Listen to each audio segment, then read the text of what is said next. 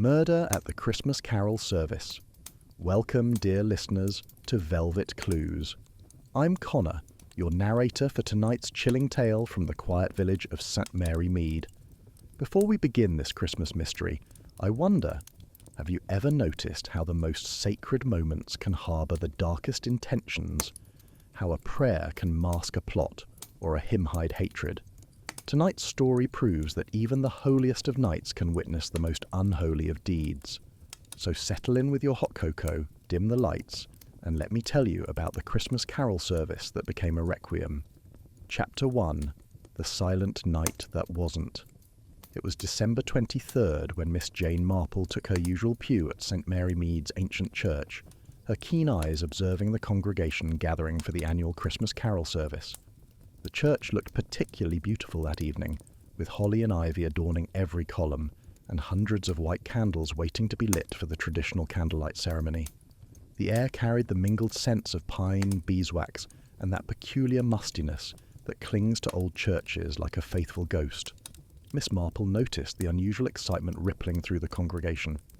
Patricia Hammond, the celebrated opera singer who'd grudgingly agreed to perform at their quaint village service, was to sing "O Holy Night" as the evening's centrepiece. The great soprano had arrived 3 days earlier, and her presence had already caused considerable disruption to the peaceful village rhythms.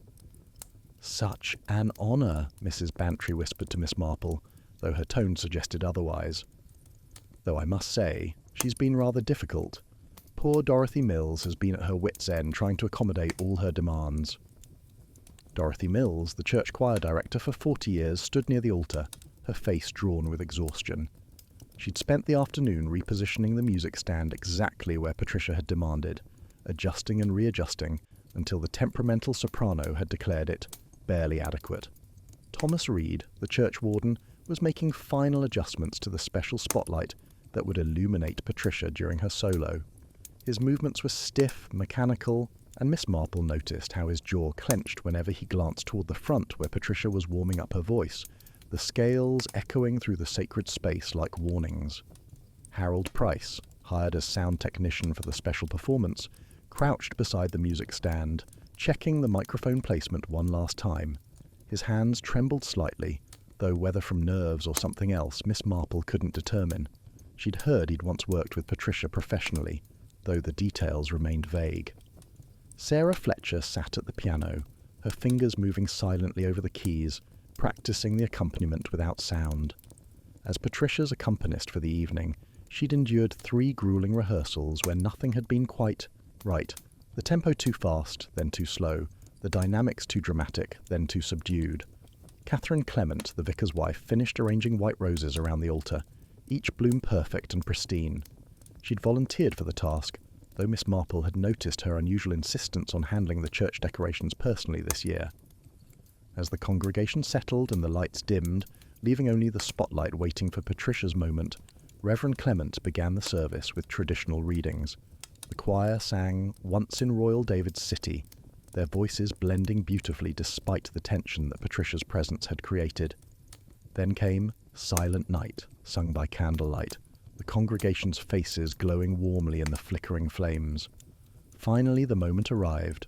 Patricia Hammond stepped into the spotlight, resplendent in a midnight blue gown that seemed to absorb and reflect the light simultaneously.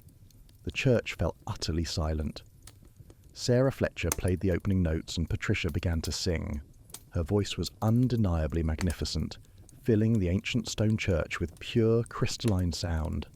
As she approached the climactic high note, "O Night Divine," her voice soared impossibly high, holding the note with professional precision. The congregation sat transfixed, barely breathing. Then, at the peak of that divine note, something changed. Patricia's eyes widened in shock. Her hands flew to her throat.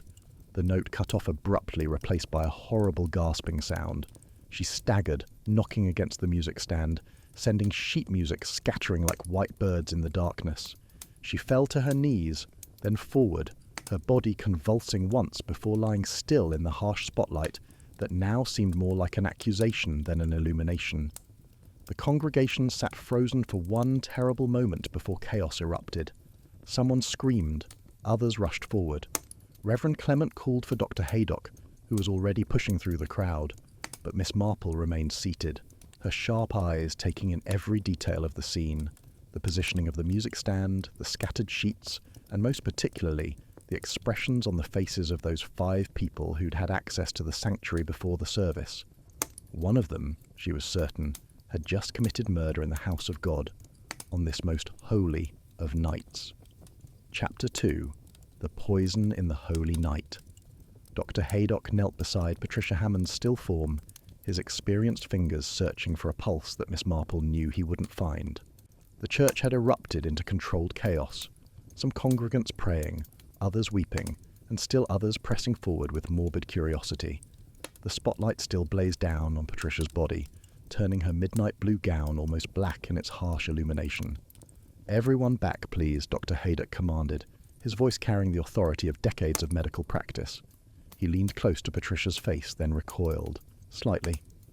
"Inspector Slack must be called immediately, and no one is to leave the church." Miss Marple observed how quickly the doctor had made his assessment. Something about Patricia's death had immediately suggested foul play to him. She noticed him glance toward the music stand, then at the floor beneath it, his brow furrowing with professional concern. Surely it was her heart, Mrs. Bantry suggested, though her voice carried little conviction. The strain of that high note. "The strain of performance doesn't typically produce the symptoms I'm observing," Dr. Haydock replied carefully. "There's a distinct odour, rather like bitter almonds, and the cyanosis pattern is inconsistent with cardiac arrest." The words bitter almonds sent a ripple of understanding through those who knew their poisons. Cyanide, here, in St. Mary Mead's church during the Christmas carol service. Within 20 minutes, Inspector Slack had arrived with his team, transforming the sacred space into a crime scene. Yellow tape cordoned off the altar area where Patricia had fallen. The congregation was corralled into the church hall for questioning, their Christmas anticipation replaced by shock and fear. "Nobody leaves until I've spoken with them," Slack announced, his sharp features even more severe in the church's medieval lighting. "Sergeant Lake, I want photographs of everything, the body position, the music stand, the entire altar area." Miss Marple watched as the investigators worked, noting how they paid particular attention to the area beneath the music stand. One of the forensic officers, wearing protective gear, carefully collected something from the floor, small glass fragments that caught the light like tiny diamonds. "Inspector," the officer called, "you'll want to see this." Slack examined the evidence with growing interest.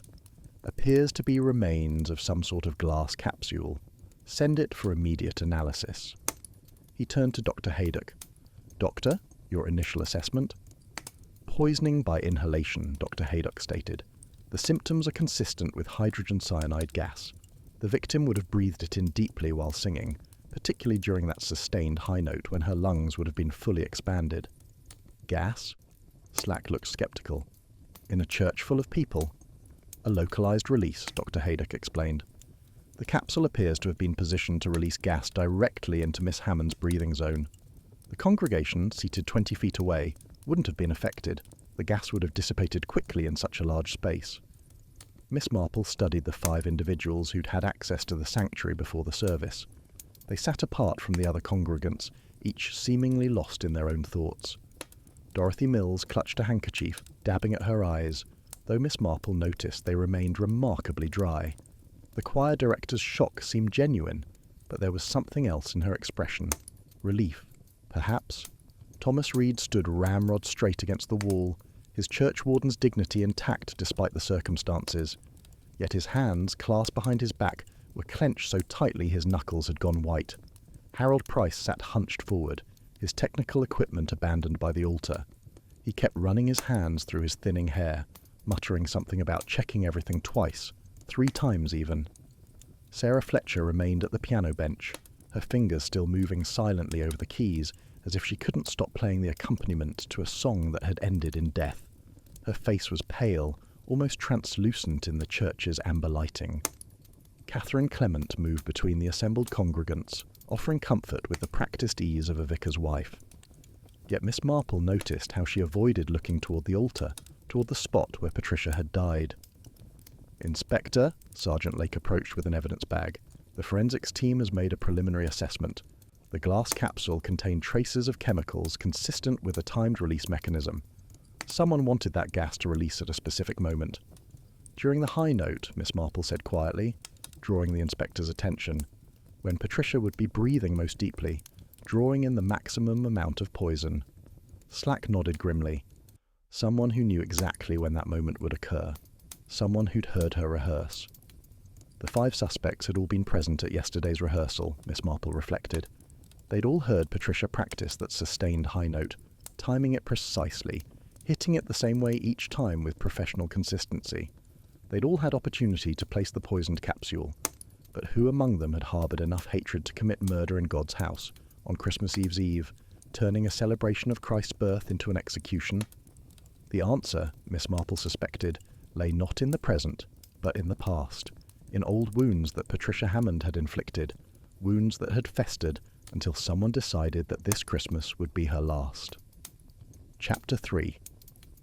5 suspects in the candlelight.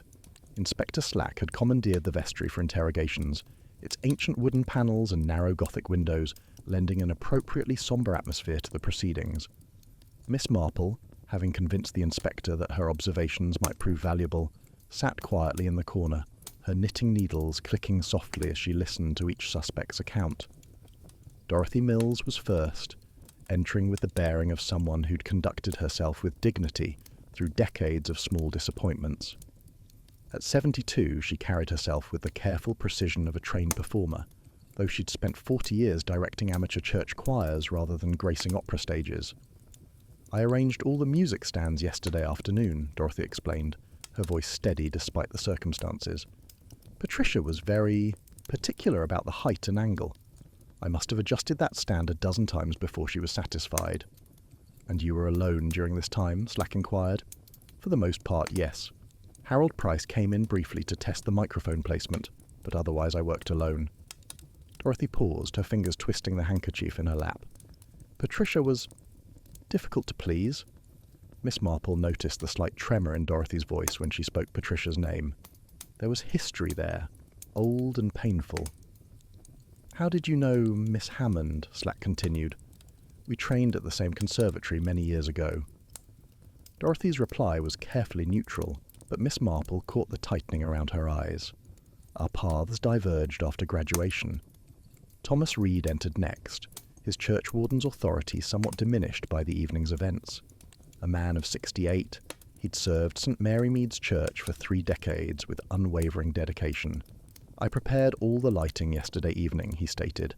The spotlight required careful positioning to properly illuminate Miss Hammond during her solo.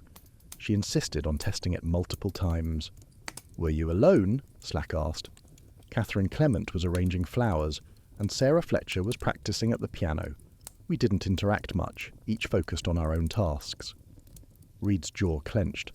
Miss Hammond made several disparaging remarks about our amateur setup. "Did you know her before this week?" "Only by reputation," Reed replied, but something flickered in his eyes that suggested more. "My daughter Emma was in opera briefly. She knew of Miss Hammond." Harold Price appeared nervous from the moment he entered, his hands constantly moving, adjusting his glasses, smoothing his tie, drumming on his knees. At 45, he had the worn appearance of someone who'd seen better days. "I set up all the sound equipment," he explained rapidly. "The microphone, the speakers, the levels, everything had to be perfect. Patricia, Miss Hammond, she had very specific requirements." "You'd worked with her before?" Slack pressed. Harold's hands stilled for a moment. "Yes, for 15 years actually. I was her regular sound engineer until—" He trailed off. Until she decided she needed someone more prestigious for her career. The bitterness in his voice was unmistakable. "She fired me without notice and made sure everyone in the industry knew why." Sarah Fletcher, at 32, was the youngest of the suspects. She entered with the quiet grace of someone accustomed to being overlooked, taking her seat with downcast eyes. "I tested the piano positioning yesterday," she said softly. Patricia wanted to ensure the accompaniment wouldn't overpower her voice. "We ran through the piece 3 times. "Just the 2 of you?" "Yes, though others were in and out of the sanctuary. Dorothy adjusting stands, Thomas working on lights." Sarah's fingers moved unconsciously, playing an invisible piano. Patricia was very critical of my tempo. Had you accompanied her before? Sarah's face flushed. I was her student once, years ago, and her accompanist for a time. She paused, seeming to wrestle with something. She taught me a great deal about music. Miss Marple noted what Sarah didn't say, what Patricia had taught her about betrayal. Catherine Clement was last, entering with the composed dignity expected of a vicar's wife. At 55, she dedicated her life to supporting her husband's ministry and serving the parish community. I decorated the altar area with white roses, she explained. I volunteered for the task this year. Usually the flower committee handles it, but I wanted everything perfect for such a special performance. You were there quite late yesterday? Until nearly 9 o'clock. The roses had to be positioned just so. Patricia had opinions about everything, including the flowers. She said they should frame her performance without distracting from it. Did you interact with Miss Hammond directly? Catherine's composure cracked slightly. Briefly. She mentioned she'd performed at Covent Garden recently. She seemed to enjoy telling me about the standing ovation she received. A pause. My sister Louise was supposed to perform at Covent Garden once. The opportunity never materialised. As the last interrogation concluded, Miss Marple reflected on the pattern emerging from these conversations. Each suspect had been wounded by Patricia Hammond, careers destroyed, dreams shattered, dignity stripped away. The opera singer had left a trail of human wreckage in her wake, and one of those broken souls had decided that revenge would be served cold, with hydrogen cyanide, on a holy night. But who among them possessed both the technical knowledge to create such a sophisticated murder weapon and the cold determination to use it? The capsule hadn't been a simple poison, it was an engineered device, timed to perfection. The killer had needed to understand chemistry, timing, and the physiology of singing. Miss Marple's needles clicked steadily as she began to see the shape of the truth emerging from the tangle of lies and half-truths. The murder of Patricia Hammond hadn't been a crime of passion, but of careful planning, and the killer had hidden their expertise as carefully as they'd hidden their hatred. Chapter 4. Old Wounds and Opera Dreams. The next morning found Miss Marple in the village library, surrounded by newspaper archives and old theatrical programmes. The librarian, Mrs. Pemberton, had been most helpful in retrieving boxes of materials dating back 40 years. Patricia Hammond's career had been extensively documented, and Miss Marple was particularly interested in the casualties left in her wake. The first revelation came from a yellowed review in Opera Quarterly from 1983. A young Dorothy Mills had been praised for her crystalline, soprano and remarkable range in a student production of La Traviata. The old reviewer predicted a brilliant career ahead for this exceptional talent. Yet there were no further mentions of Dorothy Mills in any opera publication after 1984. Miss Marple found the explanation in a series of letters to the editor published that year. Patricia Hammond, then also a rising star, had written extensively about the dangerous techniques employed by some young singers, particularly one D. Mills, who was risking permanent vocal damage with her forced upper register.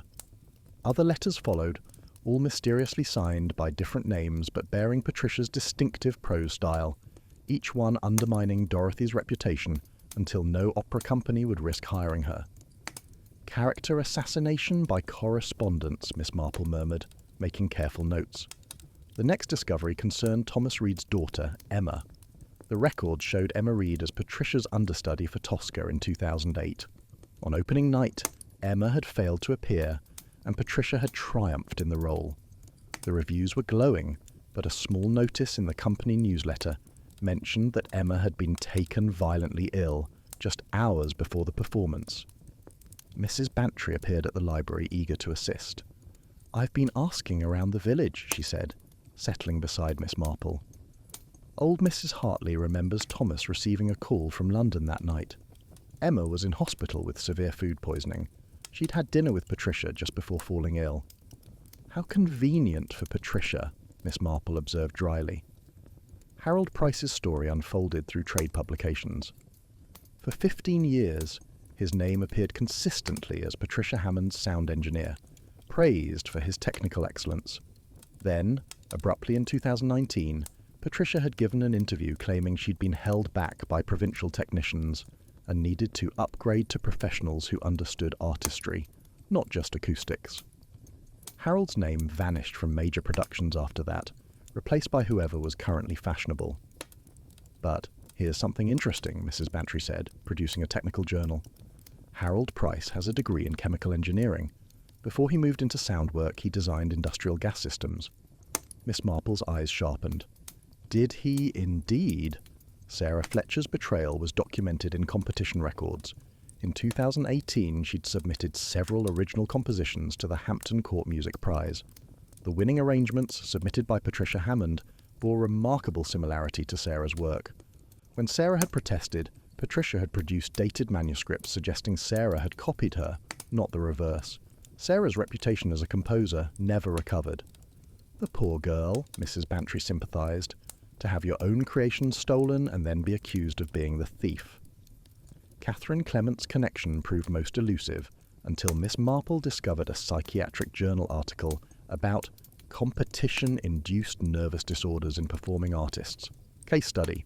B described a promising soprano, L.C., who'd suffered a complete breakdown after losing a vital role to a rival who'd used inappropriate personal manipulation to secure the part. The dates and details matched Louise Clement perfectly. Catherine's sister, Mrs. Bantry confirmed. She's been in Whitmore Psychiatric Facility for 12 years. Catherine visits every Sunday after church. That afternoon, Miss Marple visited Harold Price's workshop on the outskirts of the village. Inspector Slack had obtained a warrant, and the search was revealing. Behind the sound equipment and speakers lay evidence of Harold's other expertise: chemical equipment, glass capsules, timing mechanisms.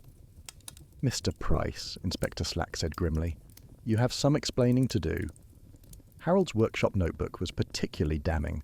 Pages of calculations filled with formulae about gas dispersal rates, timed release mechanisms, and most significantly, detailed notes about the acoustic properties of St. Mary Mead's church and how air currents would affect gas distribution during a performance. "These are old notes," Harold protested weakly, "from my engineering days." "Really?" Slack turned to a page dated just 1 week ago. "Then why do these calculations specifically reference the duration of the high note in O Holy Night?" Harold fell silent, his face grey. Miss Marple examined a diagram showing the positioning of the music stand, the angle of Patricia's likely head position while singing, and the optimal placement for a gas release capsule. The precision was remarkable and chilling. "You attended every rehearsal," she observed quietly. "You timed Patricia's breathing patterns, measured the exact duration of her sustained notes, calculated precisely when she would be most vulnerable." "She destroyed me," Harold said suddenly, his voice cracking. 15 years of my life building her career, making her sound like an angel when half the time she was sharp or flat. Then she threw me away like garbage and made sure everyone knew I was worthless." "So, you decided to destroy her in return?" Slack pressed. Harold's shoulders sagged. "I just wanted her to know what it felt like to lose everything. To have the thing you love most stolen from you in an instant." The evidence was overwhelming. The chemical knowledge, the timing calculations, the materials found in his workshop. Yet Miss Marple felt something was incomplete. The crime had been too perfect, too precisely orchestrated for someone acting alone in rage. There was another dimension to this murder, she was certain, hidden beneath the obvious evidence like a harmony beneath a melody. As they left Harold's workshop, she noticed Catherine Clement tending the churchyard roses, her movements careful and deliberate. Their eyes met briefly, and in that moment, Miss Marple saw something that made her reconsider everything she thought she knew about Patricia Hammond's death. Chapter 5. The Chemistry of Revenge. That evening, Miss Marple sat in her cottage, surrounded by the evidence she'd gathered. The murder of Patricia Hammond was like a complex piece of music, multiple themes interwoven, harmonies and dissonances creating a single deadly composition. Harold Price remained in custody, the evidence against him seemingly insurmountable. Yet something troubled her. She opened Harold's workshop notebook again, studying the calculations more carefully. The handwriting was definitely his, but certain notations seemed different, more precise, more confident. The chemical formulae were written with the flowing script of someone deeply familiar with such equations, while Harold's other notes were cramped and hesitant. A knock at her door interrupted her thoughts. Catherine Clement stood on her doorstep, holding a small basket of roses from the churchyard.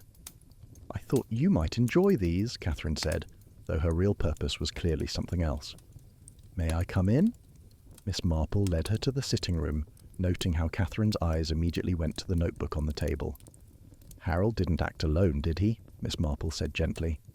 Catherine's composure, maintained so perfectly through the investigation, finally cracked. She sank into a chair, her hands trembling. "My sister Louise was brilliant," she began quietly, "not just as a singer, but as a scientist. She had dual degrees, music and chemistry. She used to say understanding the science of sound made her a better performer." Miss Marple poured tea, waiting patiently as Catherine gathered her thoughts. Patricia didn't just steal that role from Louise. She seduced the director, yes, but then she made sure everyone knew about it. She humiliated Louise publicly, called her frigid and talentless, said she'd never have a career because she couldn't use all her assets. Louise's breakdown wasn't just from losing the role, it was from the systematic destruction of her dignity. "And Harold Price," Miss Marple prompted. "We found each other by chance. I was at his workshop, asking him to help with the church sound system, when I saw his old programs from Patricia's performances. He'd kept them all, each one annotated with technical notes but also personal observations. His marginalia revealed everything. His pain, his rage, his sense of betrayal." Catherine's voice grew stronger. "We talked for hours that day, about Patricia, about what she'd done to so many people. Harold mentioned he'd thought about revenge but didn't know how. That's when I told him about Louise's chemistry background, her knowledge of gases and compounds. Louise designed the murder weapon," Miss Marple stated, rather than asked. Catherine nodded. From her room at Whitmore. She still has her textbooks, still does calculations to keep her mind sharp. When I told her Patricia would be performing at our church, she became more focused than she'd been in years. She designed the capsule, the timing mechanism, everything. She said it would be her final composition.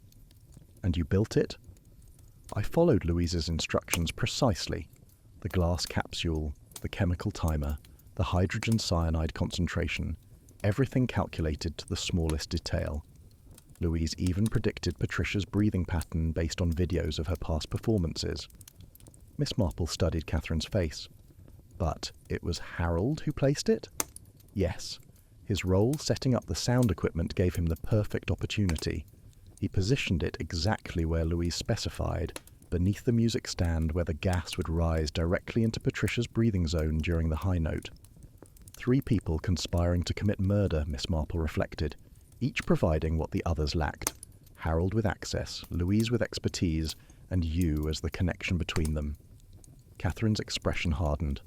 Patricia Hammond destroyed lives without conscience. Dorothy's career, Emma Reed's dreams, Harold's livelihood, Sarah's compositions, Louise's sanity. She took them all and felt nothing. She came to our church, our sacred space, and even there she was cruel, dismissive, contemptuous of everything and everyone she considered beneath her. "Murder is still murder," Miss Marple said gently. "Is it?" Catherine challenged. "Or is it justice when the law offers no recourse for the destruction of souls? Patricia used her talent as a weapon, her beauty as manipulation, her connections as power. She was untouchable through legitimate channels." Miss Marple recognized the rationalization of someone who'd convinced themselves their actions were justified. Yet she also understood the depth of pain that had driven Catherine to such extremes. "Inspector Slack will need to know about Louise's involvement," she said carefully. Catherine's face crumpled. "Louise is already imprisoned by her own mind. What Patricia did to her was a life sentence. Please, Miss Marple, she's suffered enough." But Miss Marple knew the truth couldn't be partially told. Harold Price hadn't acted alone, and the full conspiracy needed to be revealed. The murder of Patricia Hammond hadn't been one person's revenge, but a carefully orchestrated collaboration between 3 wounded souls who'd found each other in their shared hatred. As Catherine left, roses forgotten on the table, Miss Marple reached for her telephone.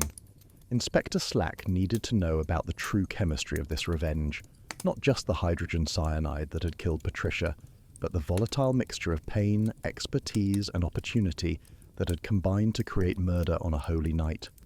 The investigation would need to expand to Whitmore Psychiatric Facility, where a brilliant woman had used her chemistry knowledge one last time, not to create, but to destroy. Louise Clement had written her final composition in molecules and timing mechanisms, and her sister had ensured its perfect performance. 3 conspirators, 3 motivations, 3 essential elements combining like a deadly chemical reaction. Harold had provided the access and placement. Louise had designed the weapon with scientific precision. Catherine had built it with her own hands, following her sister's instructions like sheet music. Together they had orchestrated Patricia Hammond's final performance, ensuring that her last note would literally be her last breath. Chapter 6. The Voice That Killed a Career. Inspector Slack sat in Miss Marple's cottage the next morning, his notebook filled with the new information about Catherine and Louise Clement's involvement. The investigation had taken on a complexity he hadn't anticipated. 3 conspirators, he said, shaking his head. Harold Price, Catherine Clement, and a psychiatric patient who designed the murder weapon from her hospital room. The Crown Prosecutor won't believe it. Perhaps, Miss Marple suggested, we should visit Louise Clement ourselves. Her testimony would clarify the conspiracy's exact nature. The drive to Whitmore Psychiatric Facility took them through frost-covered countryside, the December morning crisp and bright. The facility itself was a Victorian mansion converted to medical use, its grounds peaceful and well-maintained. Dr. Margaret Thornton, Louise's psychiatrist, met them in her office. Louise has been my patient for 12 years. Brilliant woman. Dual degrees from Cambridge. Her breakdown was particularly severe because her analytical mind couldn't reconcile the emotional trauma she'd experienced. We need to speak with her about Patricia Hammond, Inspector Slack explained. Dr. Thornton's expression grew concerned. Patricia Hammond was the trigger for Louise's breakdown, even mentioning the name used to cause severe distress. Though recently...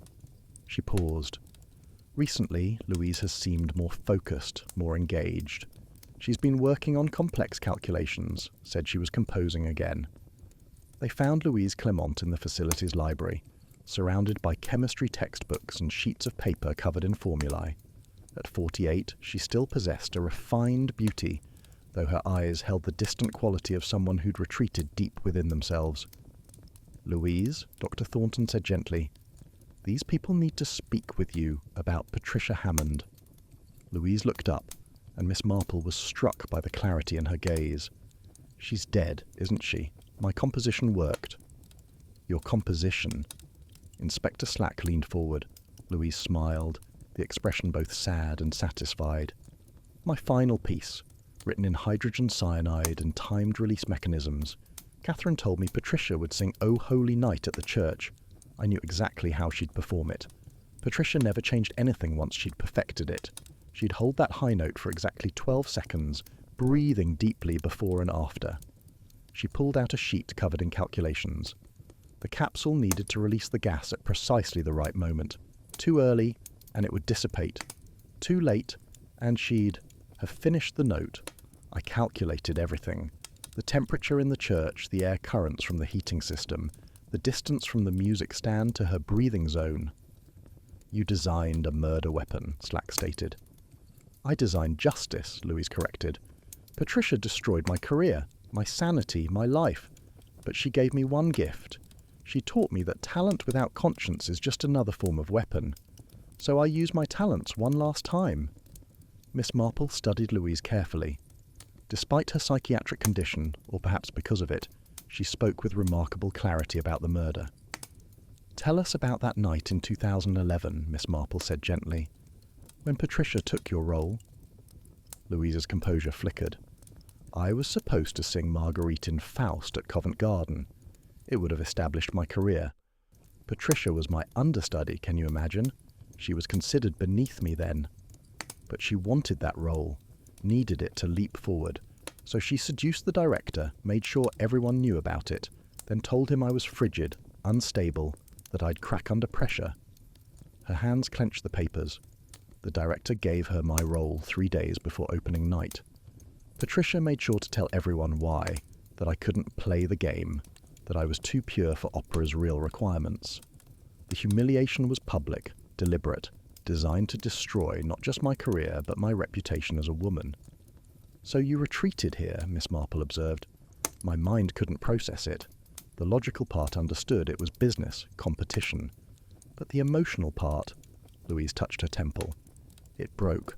I've spent 12 years trying to reconcile those two parts of myself. And planning revenge? No, Louise said firmly. Not until Catherine told me Patricia would perform at St. Mary Mead. Then suddenly, everything crystallized. I could use my chemistry knowledge, my understanding of performance, my analytical mind. All the things that had been dormant could serve one final purpose. She showed them more papers, detailed diagrams of the church layout, airflow patterns, acoustic considerations.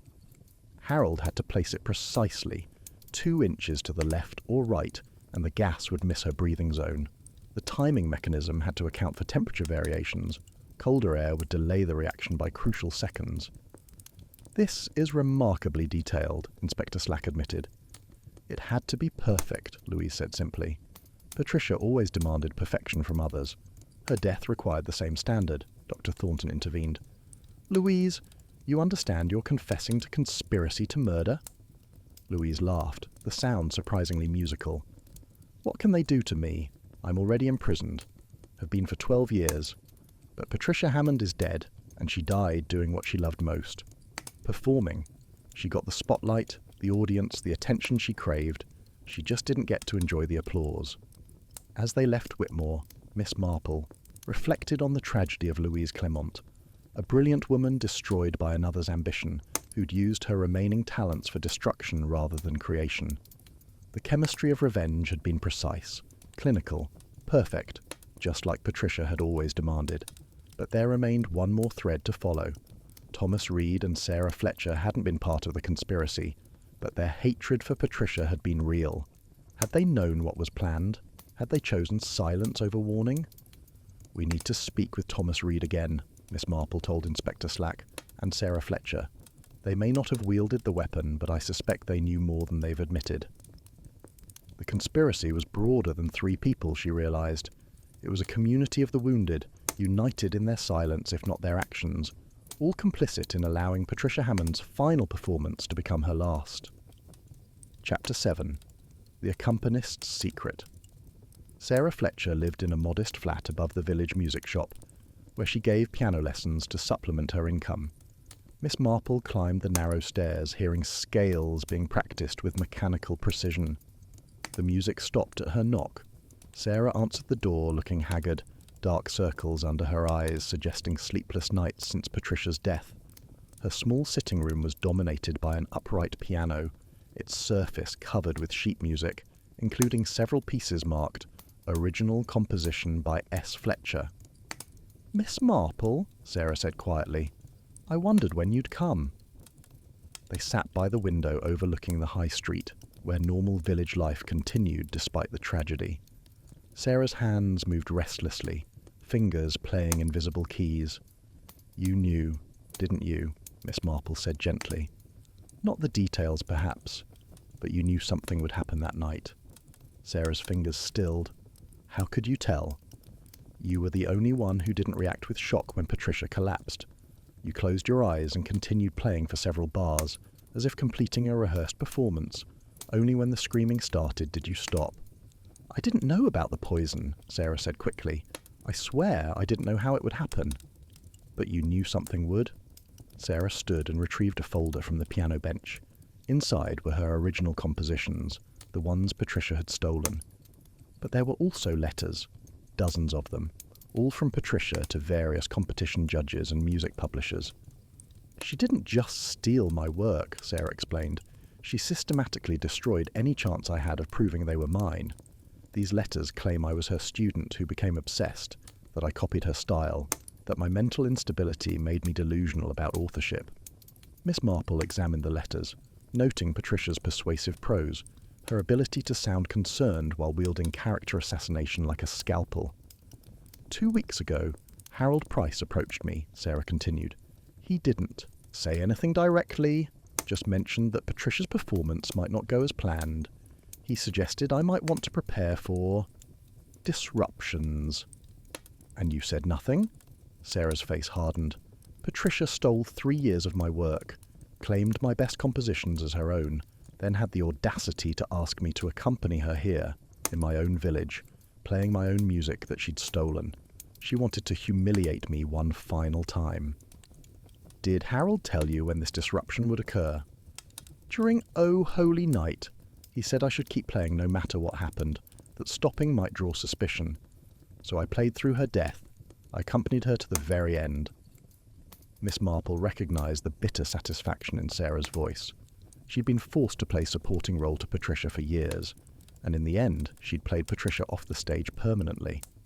That afternoon, Miss Marple visited Thomas Reed at his home, a neat Victorian cottage near the church.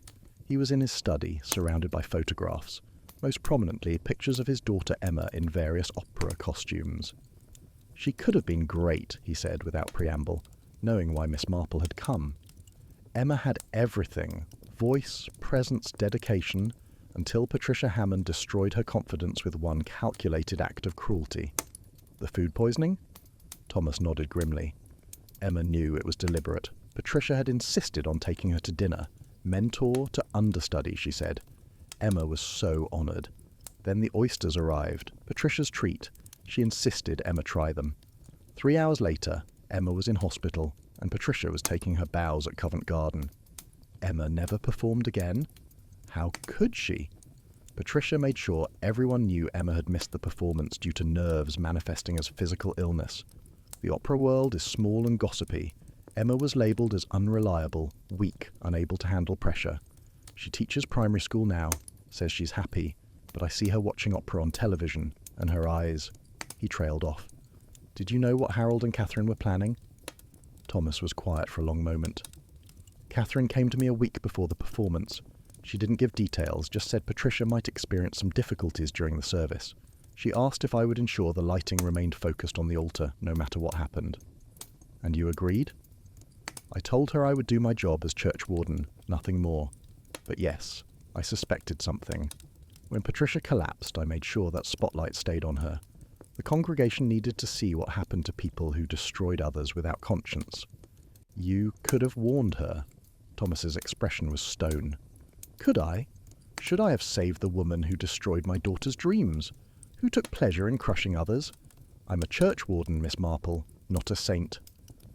Miss Marple left Thomas Reed's cottage with a heavy heart. The conspiracy hadn't been limited to 3 people. It had been a village-wide agreement of silence, each wounded party choosing complicity over compassion.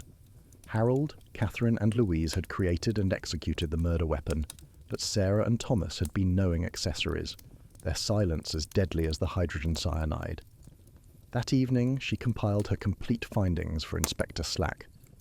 5 people united not by active conspiracy, but by shared hatred and mutual silence. Patricia Hammond had created her own executioners through years of cruelty, and they had all played their parts in her final performance.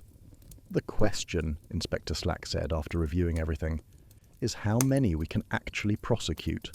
Louise Clement is clearly mentally incompetent to stand trial. Sarah Fletcher and Thomas Reed's foreknowledge would be almost impossible to prove in court. Perhaps, Miss Marple suggested. Patricia Hammond's death serves as its own form of justice. She died as she lived, in the spotlight, demanding attention, but ultimately alone. The hydrogen cyanide stole her voice just as she'd stolen so many others' dreams. It wasn't comfortable justice, but it was the only kind available. The law would take Harold Price and Catherine Clement, but the true punishment had already been delivered. Patricia Hammond had been silenced forever by the very people she'd dismissed as beneath her notice. Chapter 8. The Broken Thermometer. The investigation had reached a crucial phase. Inspector Slack had arrested Harold Price and Catherine Clement, but the evidence against the broader conspiracy remained circumstantial. Miss Marple knew that one piece of physical evidence could tie everything together, the source of the hydrogen cyanide itself. She returned to the church with Sergeant Lake, examining the vestry where the conspirators would have prepared their weapon. The room had been used for storage and preparation, with various cleaning supplies and maintenance materials stored in locked cabinets. "What exactly are we looking for, Miss Marple?" Sergeant Lake asked. "The hydrogen cyanide had to come from somewhere," she explained. "It's not something one can simply purchase, but it can be synthesized from certain common chemicals if one has the knowledge." In the bottom of an old cabinet, behind bottles of silver polish and brass cleaner, she found what she was looking for: a broken thermometer, its mercury carefully collected in a small vial, and beside it a container of photographic fixer. "Sergeant, I believe we've found where the poison was prepared." Sergeant Lake examined the items with growing understanding. Silver polish contains cyanide compounds for tarnish removal. Photographic fixer has potassium ferrocyanide. With the right knowledge... "With Louise Clement's knowledge," Miss Marple corrected, "these common items become components for murder. The mercury from the thermometer created the timing mechanism's trigger. The cyanide compounds, when properly processed, produced the hydrogen cyanide gas." They found more evidence, careful notes in Catherine's handwriting, detailing the extraction process, temperature requirements, safety precautions. She'd followed her sister's instructions with the precision of a laboratory technician. That evening, Miss Marple visited Dorothy Mills one final time. The former opera singer was at the church, preparing for Patricia's memorial service with bitter irony. "You knew too, didn't you?" Miss Marple said gently. Dorothy's hands stilled on the organ keys. "I suspected. Harold asked me about Patricia's breathing patterns during high notes. He said it was for sound calibration, but I knew better." "Yet you helped him." "I told him the truth, that Patricia always took a deep preparatory breath before her high notes, held them for exactly as long as the music required, never a beat more or less, then took another deep breath after. She was mechanically perfect in her technique." Dorothy played a few bars of "Oh Holy Night." The melody seemed haunted now, forever associated with death. 40 years ago, Patricia destroyed my career with lies," Dorothy continued. "She wrote letters to every opera house in Europe claiming I was damaging my voice, that I was unstable, that I would embarrass any company that hired me. She was 19 years old and ruthless beyond her years." "So you provided information that helped kill her?" "I provided truth about her technique. What Harold did with that information..." Dorothy shrugged. "I've spent 40 years teaching amateurs in a village church. Patricia spent 40 years on the world's great stages. Which one of us was truly destroyed?" The next morning brought an unexpected development. A package arrived at the police station, posted from London the day before Patricia's death. Inside was a USB drive containing recordings, dozens of them, all secretly made by Patricia herself. The recordings revealed Patricia's true nature in devastating detail. She'd recorded herself humiliating other performers, bribing judges, blackmailing directors, and boasting about destroying careers. Most damning was a recent recording where she laughed about her plans to put that pathetic village in its place during her St. Mary Mead performance. "She recorded her own cruelty," Inspector Slack said, astounded. But the final recording was different. It was dated the day before her death, and Patricia's voice sounded uncertain, almost frightened. "I think they're planning something. The way they look at me, Harold, Catherine, even that insipid accompanist. They know what I've done. They all know. But what can they do? I'm Patricia Hammond. I'm untouchable." Her last words on the recording were prophetic. "Tomorrow night, I'll show them all what real talent means. They'll see me at my best, and they'll know they could never compete." Miss Marple reflected on the irony. Patricia had been right. They had all seen her at her best, hitting that perfect high note just as the hydrogen cyanide was released. Her talent had been undeniable, even as it drew in the poison that killed her. "She knew they hated her," Sergeant Lake observed. "Why didn't she cancel?" "Pride," Miss Marple said simply. Patricia Hammond would never show fear to people she considered beneath her. She'd rather risk danger than admit vulnerability. The USB drive added another dimension to the case. Patricia's recordings could be seen as provocation, evidence that she knew the danger, but proceeded anyway. A defense lawyer would argue she'd been warned by their obvious hostility but chose to proceed. As the investigation continued, more evidence emerged of the conspiracy's breadth. The flower committee admitted they'd known Catherine was acting strangely, but said nothing. The choir members confessed they'd seen Harold and Dorothy in intense conversation, but hadn't reported it. Even Reverend Clement admitted his wife had been unusually insistent about handling the church arrangements personally. The entire village had been complicit in their silence, creating the perfect environment for murder. They hadn't all known the plan, but they'd all known something was wrong and chosen to look away. "It's like one of those Greek tragedies," Mrs. Bantry observed when Miss Marple briefed her. "Everyone playing their ordained part in an inevitable doom."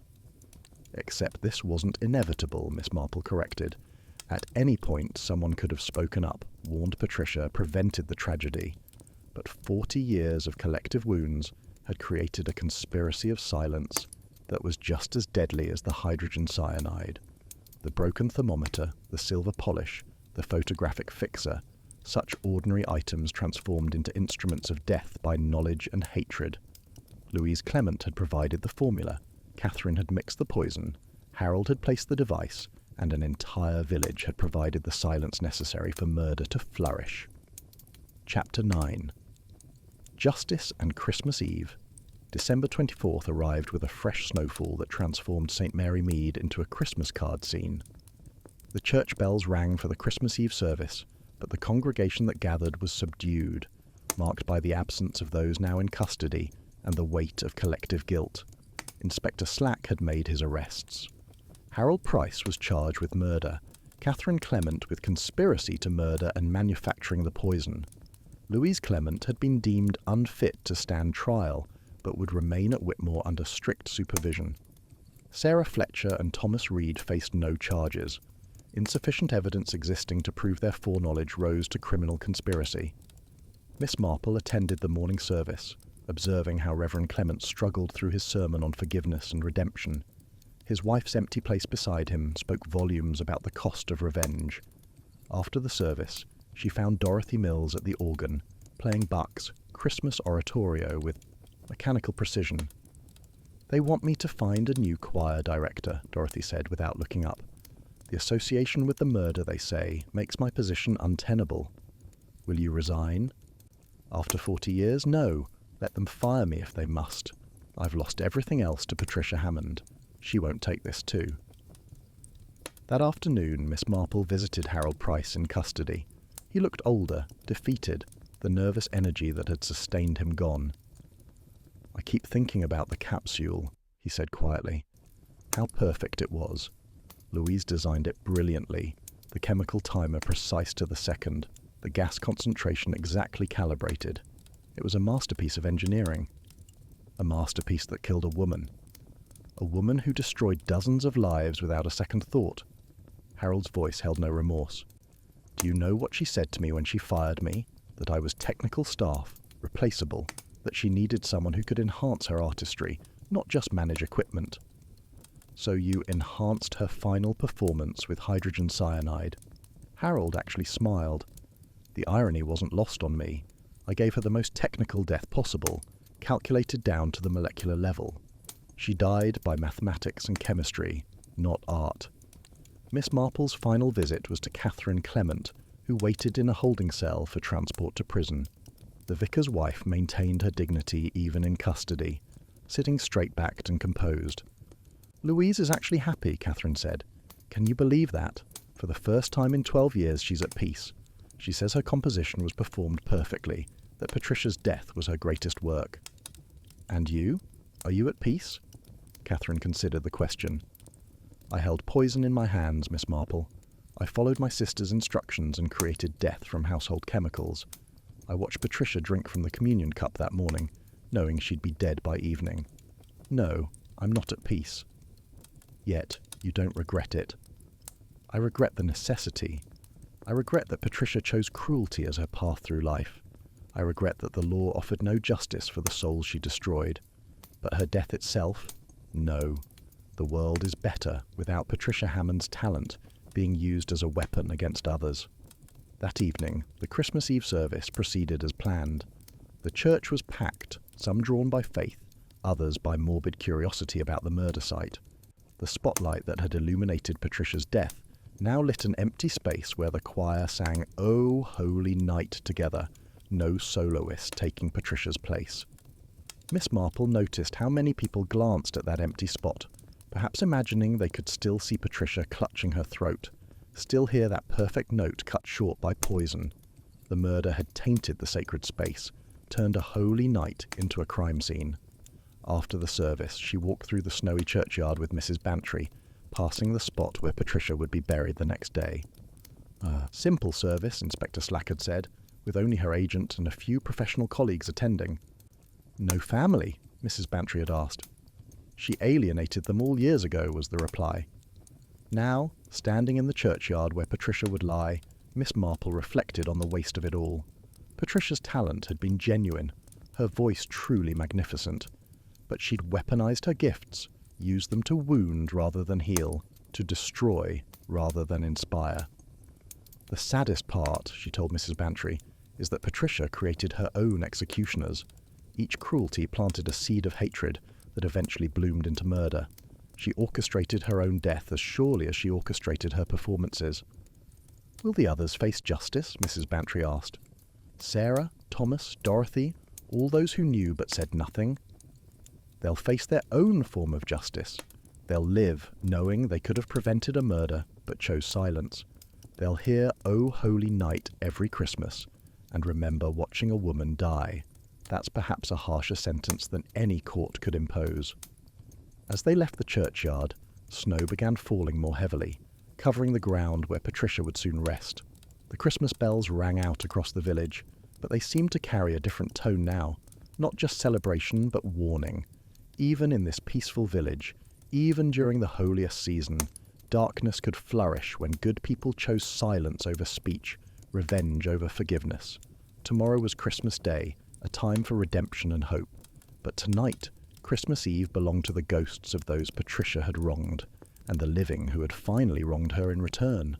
The poison had been hydrogen cyanide, but the true toxin had been years of cruelty that had finally produced its inevitable deadly reaction.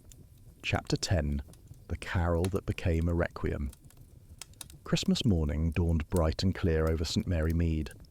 Connor here, dear listeners of Velvet Clues, bringing you to the conclusion of our tragic tale. As Miss Marple prepared for the day, she couldn't escape the irony that Patricia Hammond would be buried on the day celebrating Christ's birth, a life ending as Christians celebrated life beginning. The funeral was scheduled for 2:00, after the Christmas morning service. Miss Marple attended both, observing the strange collision of celebration and mourning that marked this unusual December 25th. Patricia's agent, Mr. Theatrical himself, Marcus Pemberton, had arrived from London, along with a handful of opera professionals. They stood apart from the villagers, urban sophistication marking them as surely as their expensive black clothing. She was difficult, Pemberton admitted to Miss Marple before the service. God knows Patricia could be absolutely impossible, but that voice, when she sang you forgot everything else. It was like listening to an angel. An angel who destroyed careers, Miss Marple observed gently. Pemberton sighed. I know what she did. We all knew. But in our world, talent forgives many sins. Or at least, we thought it did. The funeral itself was brief, Reverend Clement struggling to find appropriate words for a woman who'd been murdered in his church by his wife's hand. He chose to focus on forgiveness and redemption, though the words rang hollow given the circumstances. Dorothy Mills played the organ, her selection pointed, Mozart's Requiem, a mass for the dead that Patricia had once performed to great acclaim. As the notes filled the church, Miss Marple noticed tears on Dorothy's face. Whether they were for Patricia or her own lost career, it was impossible to say. After the burial, Miss Marple found herself in the church with Sarah Fletcher, who'd come to collect her sheet music. The younger woman stood at the spot where Patricia had died, staring at the floor as if she could still see the body. I've been offered a position, Sarah said suddenly. The Royal Academy wants me to teach composition. They saw the news coverage, learned about my stolen works. Patricia's death has given me back my career. How do you feel about that? Sarah laughed bitterly. She stole my music, claimed it as her own, destroyed my reputation. Now her death has restored everything she took. The irony is perfect, isn't it? She died performing, and in dying, she finally gave back what she stole. That evening, Miss Marple compiled her final report on the case. The conspiracy had been exposed, the guilty arrested or identified, but questions remained that law could never answer. How many careers had Patricia destroyed over her 40-year rise to fame? How many dreams had she shattered with casual cruelty? Harold Price would likely receive 25 years to life for premeditated murder. Catherine Clement would serve 10 to 15 years for conspiracy and manufacturing the murder weapon. Louise would remain at Whitmore, her brilliant mind forever trapped between genius and madness. But what of the others? Thomas Reed continued as churchwarden, carrying his secret knowledge like a stone. Sarah Fletcher would go to London, build the career Patricia had tried to destroy, but she'd always know she'd played accompaniment to murder.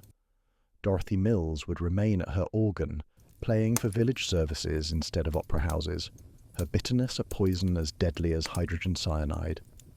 Mrs. Bantry joined Miss Marple for Christmas dinner, both women subdued by the weight of recent events. "What troubles me most," Mrs. Bantry confessed, "is how many people wanted Patricia dead. If Harold hadn't acted, would someone else have?" "Very likely," Miss Marple admitted. "Patricia created a queue of potential murderers through her cruelty. Harold simply reached the front first. Will it happen again? Are there other Patricia Hammonds out there creating their own executioners?" Miss Marple considered this carefully. "There are always those who use their gifts to wound others, but murder requires a particular combination of hatred, opportunity, and capability. Louise Clement's chemistry knowledge was the crucial element. Without it, the others might have dreamed of revenge but never achieved it." As midnight approached on this strangest of Christmases, Miss Marple stood at her window, looking toward the church where Patricia had died. The building stood solid and eternal, having witnessed centuries of human drama, births, deaths, marriages, murders. "Oh, Holy Night" would never sound the same in that church. Every performance would carry the ghost of Patricia's final note, cut short by poison. The carol meant to celebrate divine love had become a requiem for human hatred, yet life would continue. Next Christmas, the congregation would gather again, sing the same carols, light the same candles. Some would remember Patricia's death, others would forget. New tragedies would overlay old ones like sediment covering fossils. But Miss Marple would remember everything. The bitter almond scent of hydrogen cyanide, Harold's shaking hands, Catherine's terrible dignity, Louise's brilliant madness, and most of all, Patricia's voice soaring to that impossible high note just as death claimed her. The murder had been solved, justice partially served, but the wounds Patricia had inflicted would never fully heal. Those she'd wronged would carry their scars forever, and those who'd wronged her in return would carry their guilt. The hydrogen cyanide had killed Patricia in seconds, but the poison of her cruelty would linger for generations. And so, dear listeners of Velvet Clues, our Christmas tale concludes. A story of how the most beautiful voice can sing the cruelest songs, how the most sacred nights can witness the darkest deeds, and how a carol meant to proclaim peace on earth became instead a soundtrack for murder. Patricia Hammond died as she lived, in the spotlight, hitting a perfect note, alone despite the crowd watching. The only difference was that this time, when the music stopped, she couldn't take a bow. Remember this when you hear "O Holy Night" this season. Remember that even in the holiest moments, human hatred can find expression. And remember that Miss Marple will always be there, knitting in the corner, watching with sharp eyes as the truth emerges from behind the masks we wear. Until our next mystery, this is Connor from Velvet Clues, wishing you a peaceful Christmas and nights free from the bitter almond scent of revenge.